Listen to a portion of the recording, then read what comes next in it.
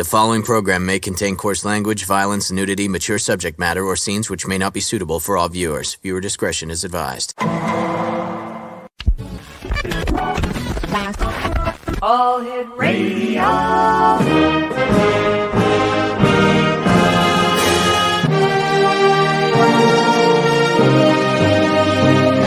Welcome to the X Zone, a place where fact is fiction and fiction is reality. Now, here's your host, Rob McConnell. Hey, good evening once again to one and all. This is the X Zone. I am Rob McConnell, coming to you from our broadcast center and studios in St. Catharines, Ontario, Canada. If you'd like to send me an email, xzone@xzoneradiotv.com, on all social media sites, X Zone Radio TV. And we're coming to you around the world on the Talkstar Radio Network, Mutual Broadcast Network, iHeartRadio, and Channel 54 on Simul TV. My first guest tonight is, he's an experiencer. He supports experiencer. He's an investigator. And his name is Ryan STACEY. He is from the province of Ontario, north of here. And first of all, Ryan, I want to thank you so much for joining us. Thanks for having me. Tell us a little bit about yourself, Ryan. Yeah, so I'm a private investigator. I own and operate a private investigating and private security company in Ontario. But besides that, I've always been fascinated, involved with paranormal. I was a paranormal investigator for, as a hobbyist for a while. Mm-hmm. When I started my company, I kind of was still loosely into that. But then a couple cases that I got, kind of was like more so into missing persons and whatnot. And I had a case where someone believed allegedly that their son was abducted by aliens. And wow. I actually investigated for that because I would just start my business out at that time. Didn't know too much about UFOs or anything at that time, mm-hmm. but I ended up learning that he joined Scientology. So he wasn't abducted by aliens, but it was, just kind of in that realm of mysticism, I suppose. And I ended up joining some groups. And when I was with those Facebook groups or whatever to locate, over time, I eventually got introduced to an organization called MUFON, which is the Mutual UFO Network. So long story short, in 2015, I volunteered for that organization, and then I moved through the ranks. I became a field investigator, chief investigator for Ontario. Then I was the national chief investigator for MUFON Canada, the entire organization. And then I became the national director of field investigator training. So I was responsible for revamping the model, the manual, and teaching everybody mm-hmm. how to investigate UFOs. Along the way after that, I got involved with the experiencer research team with Kathleen Martin. And yep. And I was heavily involved in investigating abduction cases because I started to see parallels between UFO abductions or alien abductions and paranormal encounters. So the shadow figure phenomenon was really interesting to me because there's a lot of parallels in the characteristics. So I started to realize or come up with this theory that it might be connected. I'm not the only one that has that theory, but I mean, like having a way to, I guess, if you drop the labels and start focusing more on the characteristics within each house, I started to understand that perhaps there might be this new title or this subtitle that like these two phenomena have been separated for whatever reason, but might actually be the same. And then I started studying the people and trying to understand how the people are affected by the phenomenon. And through the people, I started learning more about the phenomenon. And then that's how I was able to connect it, consciousness, paranormal, and UFO through the people. And so that's essentially how I got into it. And the reason for that is because it started as a hobby. I'm a very good investigator. I own and operate a company. Investigating is my thing. And this is just a riddle that hasn't been solved. And I think I'm getting pretty good, or pretty far anyways, with my angle. So that's kind of where I'm at. Before we went on air, we were talking briefly, and I asked you about the Ultraspectrum Classification System. Yeah, so you can find that on our website under the investigation tab, so experiencersupport.org. That classification system is a homage to the Hynek Valet classification system, which was used with MUFON and many other people before in the past, and of course Hynek. It was reviewed by Paul Hynek, which is Hynek's son. And we had a good conversation about that in great deal of length. So for me, the ultraspectrum classification, first of all, ultraspectrum to me is a word that I'm using to explain this place in which this experience is coming from. So I'm more so trying to figure out, if this place exists and where this place might be, because there's many different people that are able to tap into, the ether or the consciousness or hive consciousness and whatnot from that. So the ultra spectrum is my word to use that, which is also an homage to John Keel's super spectrum. Mm-hmm. Okay, so the combination between those three minds, and what I've done is I've created a regulated system in which I can bring in aerial activity, so UFOs. I can bring in paranormal activity. I can bring in beings. I can bring in residual evidence, so crop circles and things like that. So just a way to kind of measure all of these events in these categories while removing labels. But it's also designed so that way I can look at what individual has what type of experience and what methods are used to achieve the goal of the experience. So for an example, if we were to compare, I guess, a CE5 with a seance. So CE5 is the act of, meditating to, I guess, get the attention of extraterrestrials out in space. Whereas a seance is basically using meditation skills to try to get the attentions of ghosts on the other side, or spirits. So in those two situations, one's paranormal, one's UFO, but the constant is the human being, and the human being is using their mind to get into a state of thought and group thought, mind you, and then instant contact is made or assumed, allegedly. So with doing that, I'm through my studies, I'm working on a 4-year study that'll be published hopefully by the end of this year, to kind of identify the type of experiencers that may have the best chance of having an experience, whether they know it or not. So, trying to understand the being as to why they are the way that they are, and then putting more emphasis on us as a human being, to give us more credibility that perhaps we're the ones causing it, we're the ones drawing it, we're the ones doing all these other things, but we have these ideas, our ideologies, that it's coming from an external source, that extraterrestrials are from space and ghosts are from the other side, but maybe it's none of that and it's just us. And so that's kind of how I index it with the ultraspectrum classification system, so that we can kind of prove that, or at least emphasize that hypothesis. When you say just us, what do you mean? Well, so as an investigator, I mean, it's in my career, I'm always trying to find the who. It's hard to figure out sometimes it's hard to figure out the what, the when. Well, the when's easy. The how comes later. The why is the biggest one that we want to have answered. But when focusing on the who, it's always easier to, I guess, look for a human suspect, because there's more evidence that is measurable, because we're obtainable, we're around. So if we look at so with that philosophy, so kind of where my theory is coming into, where this evidence is kind of grouping up in my samples here, is like, if you were to take a paranormal investigation, if you will, or even a seance, as we talked about before, and they're all thinking this way, and then all of a sudden, like, the candle goes out, or the planchette moves and things like that. So a lot of times everybody thinks that that's the ghost that's doing that. But what if it's a certain type of individuals that share, the same blood type, or the same history, the same something, and they all same belief, whatever. And then that power magnified, and it was actually them that moved it. And if I turn it around in that way and use it, then I'm able to study the people and have the people use these psychic abilities, or these psionics, or these remote viewings, any things like that. There's more evidence to suggest that we're capable of doing it. Now, does that mean we were created this way from the beginning? This, when you get to conspiracies, was this added on through abductions? Like, how is this stuff connected? Because it's all connected.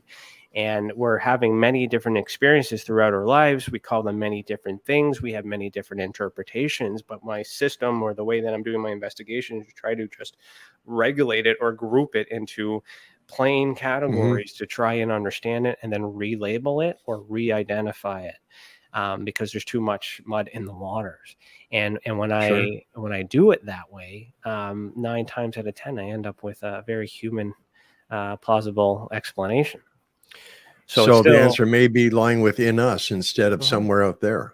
Yeah. So, the saying as above, so below, that saying continues by saying so within and so without. Exactly. So kind of that philosophy. Give us more credit. Maybe we're the super beings, Ryan, stand by. We've got to take our first break. Exo Nation, Ryan, Stacey's our special. I'm sorry, Stacey Ryan, right? No, Ryan Stacey. Ryan Stacey. I said it right the first time. Yeah, you got it. As our special guest from Ontario. And his website is experienceyoursupport.org. And we'll be right back after this short break. Don't go away.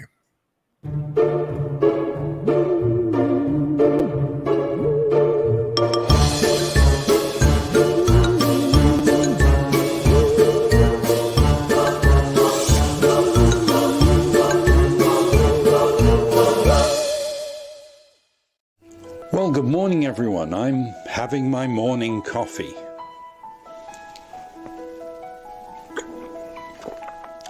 Beautiful Mind Coffee is delicious coffee your brain will love.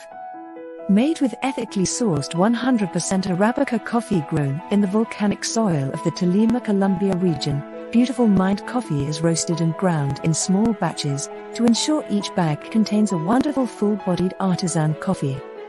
Beautiful Mind Coffee contains herbal ingredients to aid in boosting your daily mental clarity and focus. Maca root powder, green tea extract and American ginseng have all been selected for their ability to support good brain health. Taking care of your brain's health now can help delay or prevent the onset of cognitive dysfunction, including dementia, Alzheimer's, and more general memory loss as you get older just by enjoying the delicious flavor of our roasted coffee and herbal ingredients found exclusively in Beautiful Mind Coffee. For more information on Beautiful Mind Coffee, visit us online at www.beautifulmindcafe.com. Beautiful Mind Coffee is now available at amazon.ca.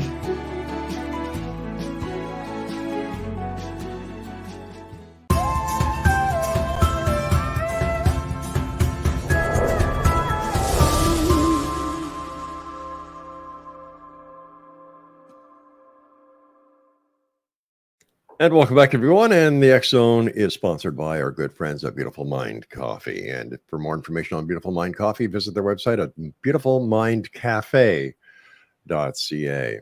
My guest this hour is Ryan Stacey, and Ryan's website is experienceyoursupport.org. Ryan, how is the UFO scene up here in Canada compared to the United States? Are we seeing an increase in sightings? What's going on? Yeah, it's quite interesting.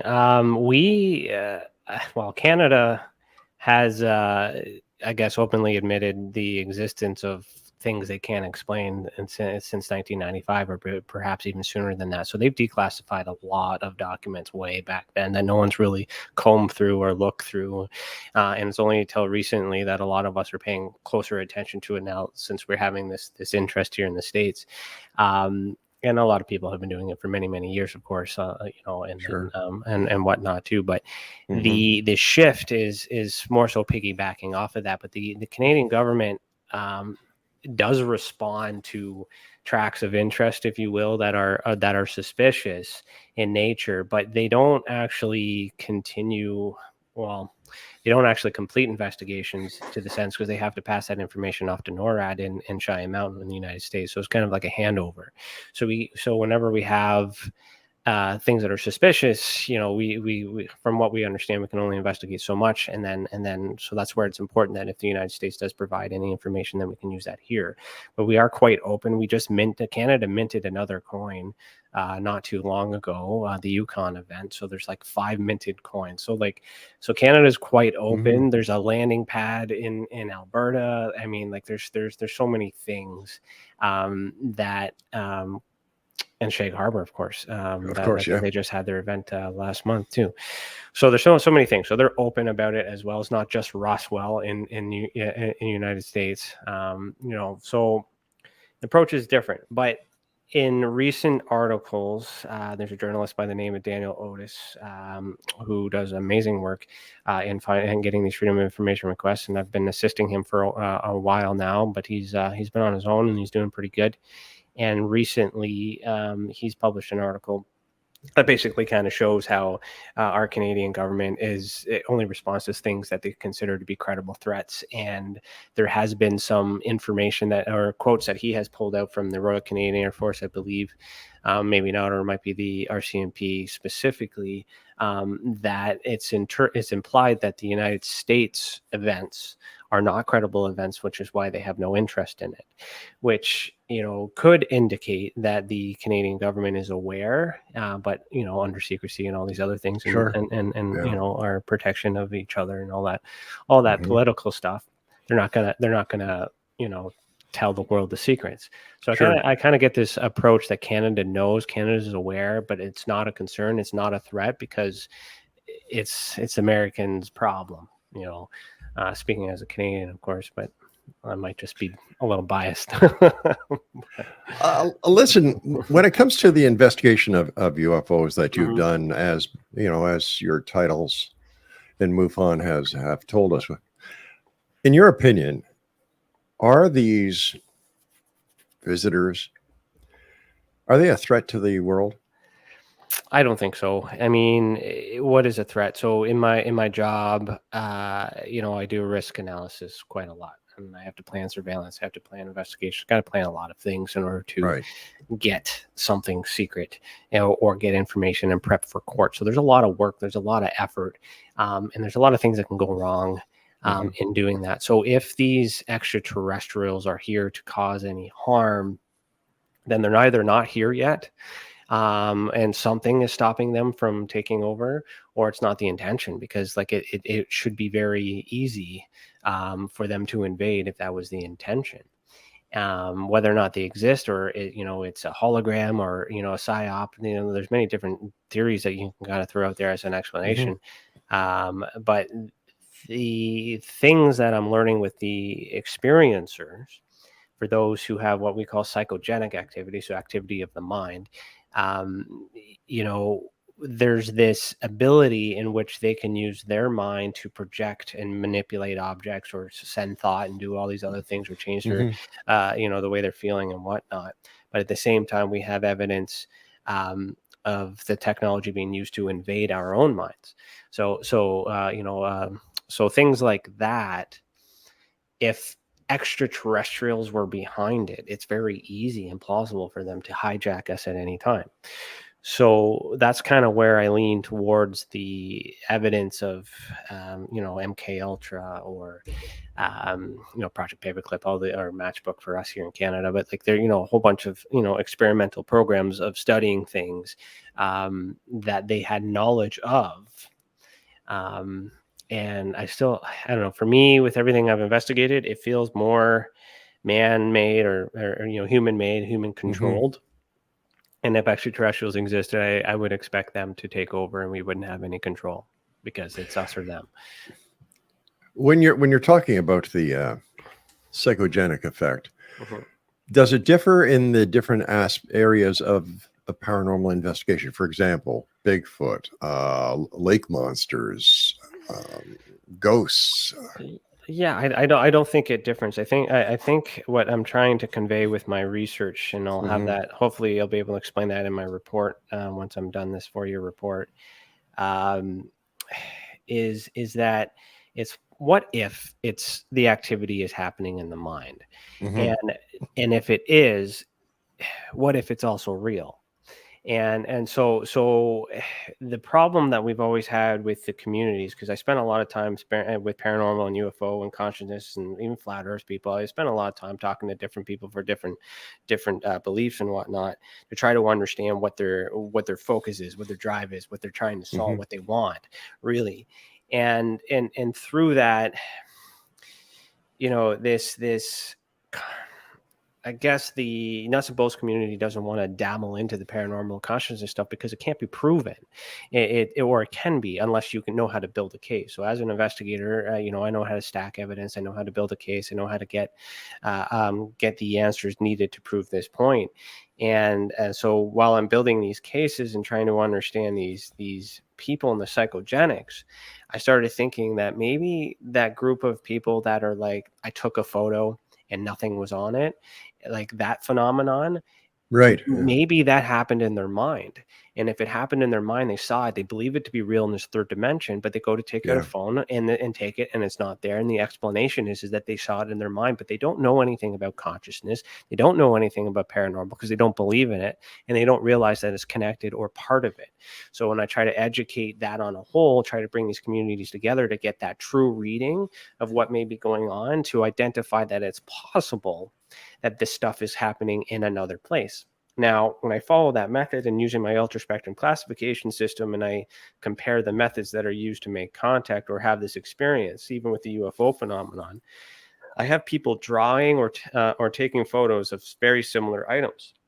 And when you look at the items, you see these orbs that look, the same color, same shape, same pattern. But then if you look at the people, there's a variance. Some of them were meditating before they saw that. Some of them were sleeping when they saw that. Some of them were driving and they were awake and they took a photo of them. So you get various different methods. So to suggest that whatever this particular phenomenon is could coexist between interdimensions, but some people are maybe seeing them in their mind, not realizing it. But then it gets reinforced when I get that one material evidence on this side. And then it'll get reinforced when I get a government document. That's why I'm also pushing on disclosure too, because then I stack the evidence. You have different types. You have analogical, you have hearsay, then you have, so analogical is drawings, then you have hearsay, which is your testimonial evidence, and then you have one picture. Just need one picture that matches all these drawings, and all these drawings all of a sudden become relevant. Why do you think that the U.S. government hasn't followed through on their claims of disclosure? Well, I couldn't say they haven't yet because there's a report that's due. So, they are doing what they said they would do in response to the security threat that was, or the breach of information, which is essentially what happened. Someone stole private information and made it public and created an issue. So the United States government is now doing damage control to prevent that and any other activity. So now the real, I guess the real opinion will come after we get this report to kind of see what they don't know. But from what I understand, all the big things that everyone thinks knows, like the Tic Tac, that's been debunked by a lot of us civilians on the side and on the outside. I saw that Tic Tac video when I was with MUFON before it even became famous, and I said it was a drone right then and there. Exactly, yeah. And I knew that, and I had the data to prove that, but MUFON wanted to market it. That's a story for another time. But but I'm vindicated now, knowing that at least there is some data that suggests that that's what they've concluded. Now, do you trust the media? Are they lying? Like, there's a whole bunch of different things that could affect the mind. But if you look at the facts, and you trust the facts, you trust the process, then I also do the research myself, so it's in line with my own measurements. And so with them debunking all that, or at least identifying all that, and removed the woo, so there's some deflation in these in that realm. But UFOs don't mean aliens. This is unidentified exactly. Or UAP. It is possible. We do know that there's secret budgets. We do know there's secret technology, and we do know that we have enemies, and we don't want our enemies to know what we have. So all this secrecy and all this cover up, it's normal. It makes sense. And what I appreciate about all this is that they're not floating around. We're not being attacked. We're not doing all these other things. So if the government's not telling us anything, then either A, it doesn't exist, or B, it does exist, and it's not. We don't need to worry about it because it's not affecting us, or it may not be affecting us. But the problem is that there's abductions going on, and there's beings being observed, and there's ghosts and all this other stuff. So if they say, a lot will go into this, if they say UFOs exist, then that means it's possible that ghost, Bigfoot, and all these other things exist, which may be something completely different and separate. And even if they don't say anything exists, I believe that this UFO side is machine, man-made, and government, which is not associated with this paranormal and ET phenomenon, which is something separate going on, which is why I think it's happening in this other place. So am I to understand that in your opinion, based on your research, that ETs do exist? Well, the image or the idea exists at least in the mind. I see. And where that information is coming from, is yet to be determined, because we don't know where our minds go when we dream. We don't even know if the dream might even be the real world. It's just there's a lot of things that we don't understand in that consciousness right yet. And I think that if any of this stuff were to exist, it would exist in that realm. And if it's in that realm, what is it? Well, that's a whole other, that's for the experts. I'm just trying to find the who and the where. Sure. Based on your research and your system, where do you put the Betty and Barney Hill case? I haven't really used the system for them, but I mean, I guess that's an abduction case. So I would classify that as a visitation. I would say on my scale, you get a choice of uninvited or invited. So I believe that would be uninvited. Okay. Because they didn't want that to happen. Meaning they didn't meditate, they didn't ask for it, it just happened. I guess if you were to look into the memories and the mapping of the and seeing in the mind, then that would be psychogenic, whether it be of the mind. So that'd be and then if there's beings observed, so those are all categories that I have. And then there's aerial activity, and I have this one special category which I call the paranormal hat trick, which would include at least three of those. So some sort of psychic ability, visitation, craft, beings observed, all of it. And then so I don't have experience or data for Betty and Barney Hill because I can't get their testimony. But I mean, that's how I would categorize it. And I mean, there's a lot. Yeah. I understand. Good job there. Thanks. Stand by, Ryan. You and I have to take our next break. Exonation, our guest this hour is Ryan STACEY. He is in this great province that I live in as well, Ontario. His website is experiencersupport.org, and Ryan and I will be back on the other side of this break, so don't go away.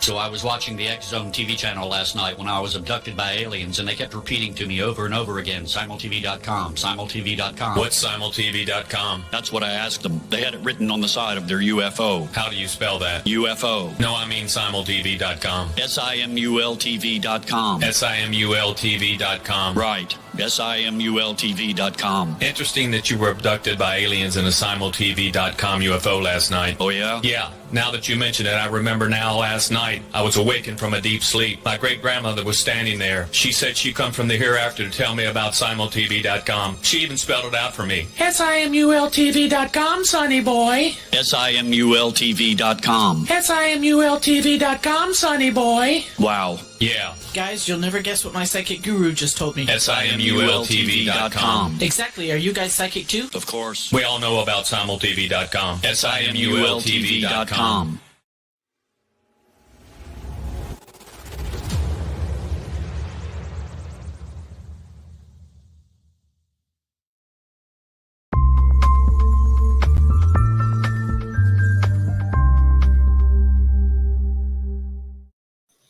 And welcome back, everyone. Ryan STACEY is our special guest. His website is experiencersupport.org. What was it like the first time you did one of your investigations into a UFO sighting as a member of MUFON up here in Canada? Yeah, it was interesting. So my first case was what they would have considered a closed case or a cold case because it was historic, I guess, and based on their, I'll say, primitive knowledge of investigations, because I'm coming in as a licensed investigator. They didn't see any leads or didn't know what leads to find in order to open this case up. So my instructions essentially were to just look at it, provide an opinion, and then close it as is, because there's no way you could get data from 1976 or whatever. So first case, knowing a thing or two, I decided to, dig into it. I was able to locate the original witness, found the witness, all this other stuff, got a whole bunch of information. I was able to go to the camps, actually Conestoga campground, near Arthur, or the Wellington County. So it's here in Ontario.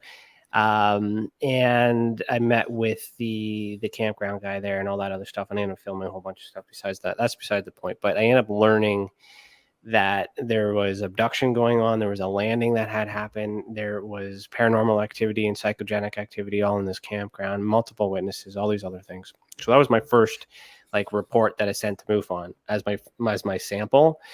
And that went right to MUFON headquarters. It got published in the MUFON journal, and then I got promoted and all these other things and yada, yada, yada. So my, I guess my first, case was, it was interesting.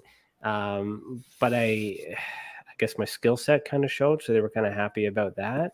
But then the problems that started happening is I started solving things or getting very close to high probabilities. And I'm a believer. I believe in this phenomenon. I'm not like a full skeptic, but I mean, I got to find the truth. I got to find the answers. Sure. I get pretty damn close.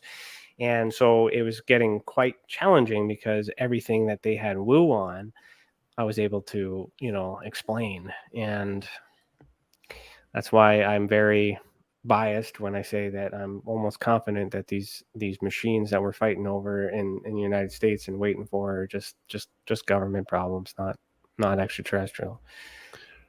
It sounds like this park at Conestoga Park in the Wellington County has sounded like our very own Skinwalker Ranch.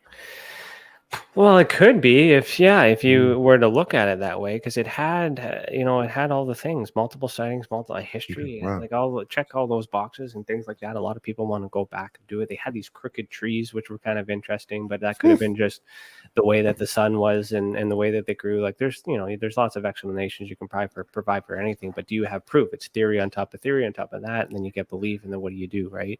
But the facts in that particular case, there were multiple people who have come and gone in that campground over the years that's seen in weird things that can't be explained. And is it the place, or is it the people? Is it the family? And that's how I'm looking at it. I'm not looking out, I'm looking in. I'm like, what's wrong with you? You were the witness. I want to talk to you. Where did you grow up? What did you do? When did you first do your first psychic reading? Like, tell me about your life. And I see these patterns.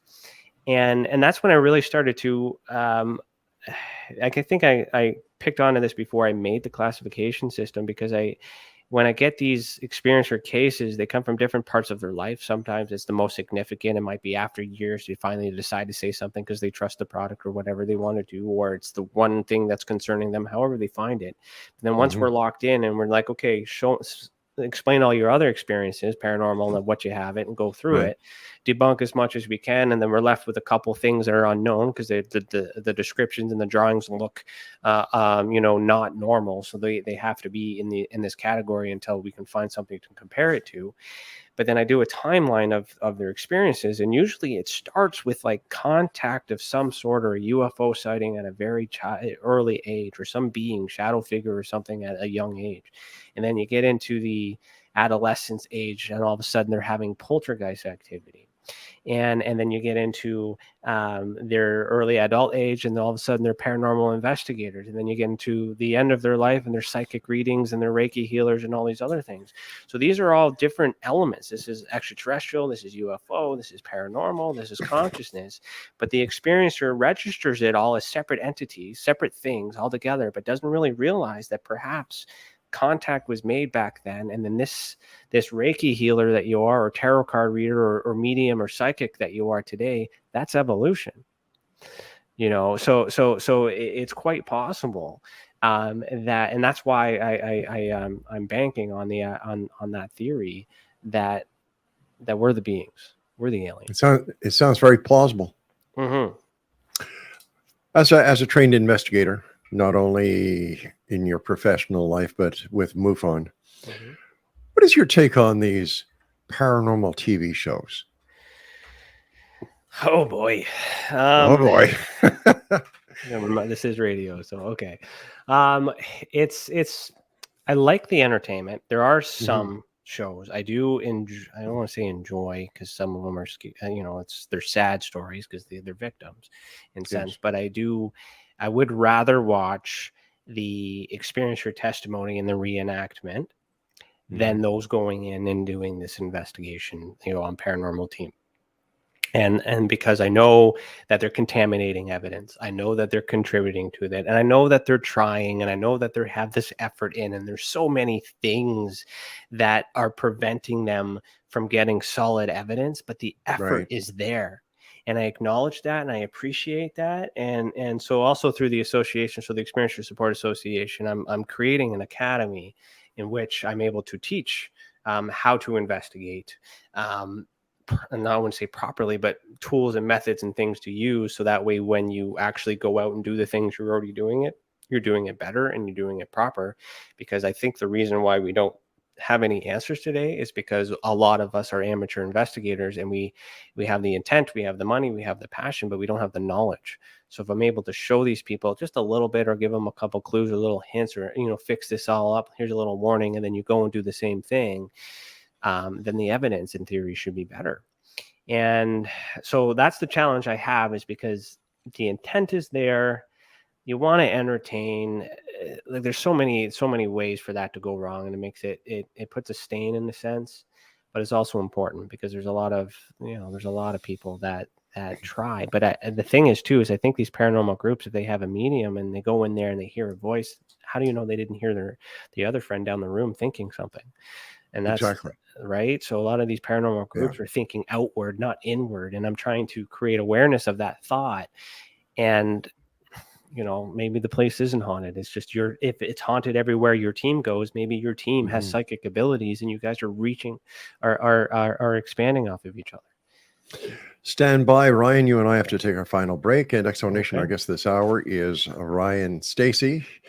His website is experiencersupport.org. And I like the way that this young man thinks. We'll be back on the other side. Don't go away.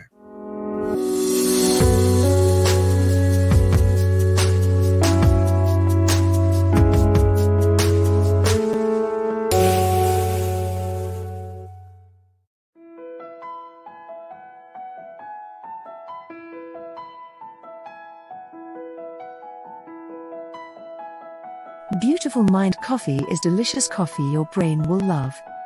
Made with ethically sourced 100% Arabica coffee grown in the volcanic soil of the Tolima, Colombia region, Beautiful Mind Coffee is roasted and ground in small batches to ensure each bag contains a wonderful full-bodied artisan coffee. Beautiful Mind Coffee contains herbal ingredients to aid in boosting your daily mental clarity and focus. Maca root powder, green tea extract and American ginseng have all been selected for their ability to support good brain health.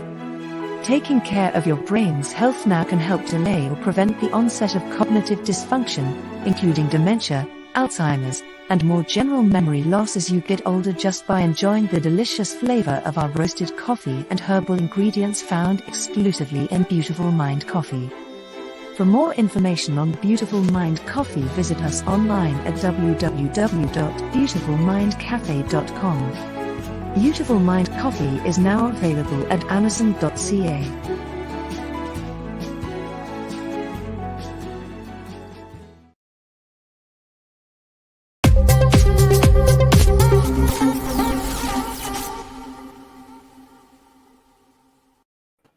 Ryan STACEY is my guest. His website is experiencersupport.org. First of all, Ryan, thanks so much for joining us. It's been a great pleasure having you here on the show. Yeah, thanks for inviting me. Quick question for you. Are you familiar with the Roswell case? I'm familiar with what's been reported and what's been going on all over the place. I dived into it on an investigative point of view, but I know enough. All right, let me ask you something as a fully licensed and trained investigator, okay? You've got Army intelligence base intelligence officer Jesse Marcel goes out to the debris field, picks up debris. At this time, is that debris evidence of something that happened? Yeah, it's an event that would be, depending on what you're trying to measure, that would be evidence of something happening there, of course. Right. Yeah. This is something that not very many people question. Instead of going right back to the base with this evidence that he's collected, he drives home, wakes up his wife and his son, and lets his son play with this evidence. Now, in my opinion, as soon as that happened, this case is over because the chain of custody of the evidence has been broken. 110%. And that makes you question whether or not that was evidence of anything significant. Exactly. Right? And yet, if it was foreign, or if it was like extraterrestrial and had nuclear, or radioactivity, then you bring it home to your kid, that's bad parenting. But, I'm looking at it from the point of, here we have a captain who's a military intelligence officer of the base. He broke protocol. And as I see it, as soon as that happened, that case is over. It's kiboshed because if this is evidence, it's tainted. And the assessment at the time wasn't of perhaps any significance, or, if you're going to take it and steal it and hold on to it, like, you don't give it to your kid, and things like that. I mean, it's a good point. In all fairness, he did return it to the base after his son played with it. Yeah, contaminated.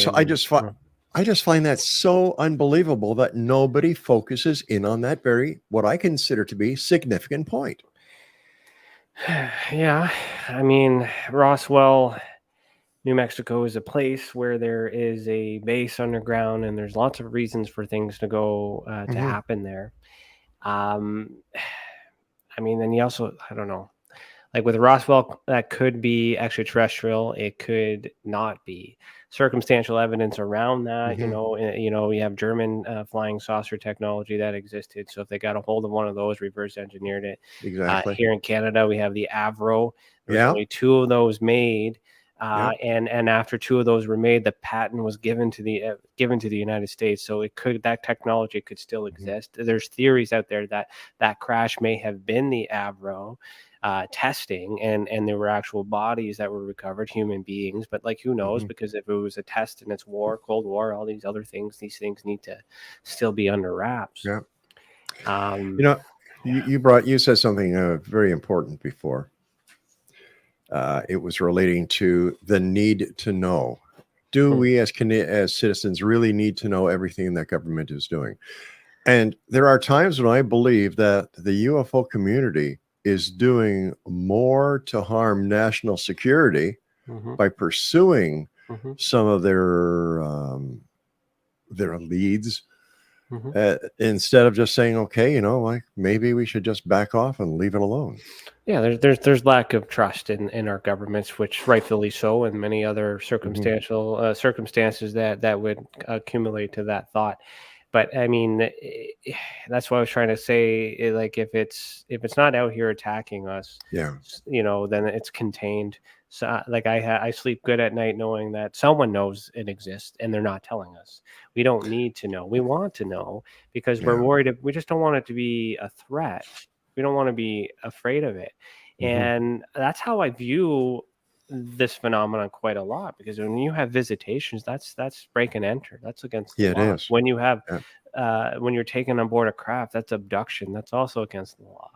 So there's a lot of criminal activity that takes place, and if it's human beings behind it, then they go to jail.